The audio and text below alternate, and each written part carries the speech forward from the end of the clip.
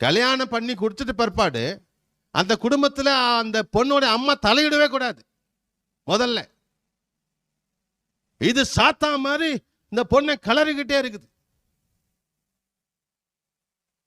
தாயாரையே கெடுக்கிறாங்க இந்த பொம்பளை பிள்ளைங்களை. தாயார் தான் பொம்பளை பிள்ளைங்களே கெடுத்துட்டு இருக்கிறான். குடும்பம் கெட்டு போறதுக்கு குட்டிசார் ஆகிறதுக்கு காரணமே இந்த அந்த அம்மா தான். பொண்ணை கட்டி குடிச்சிட்டு பிற்பாடு நீ அதில் என்ட்ரு ஆகக்கூடாது.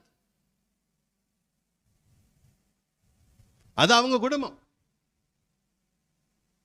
அப்படியே அந்த பொண்ணு வந்தாலும் ஆலோசனை, நல்ல ஆலோசனை கொடுத்து அனுப்பணும். நீ வீட்டை கட்ட சொன்னா வீட்டை என்ன செய்யற, முடிச்சுடு, வானா அவனை விட்டுட்டு வந்துடு. உடனே இந்த அம்மா சொல்லிடும், அவன் என்ன செய்ய, வானா விட்டுடு, டைவர்ஸ் பண்ணிடு. டைவர்ஸ் பண்ணிட்டு என்ன பண்ண போற, நீயும்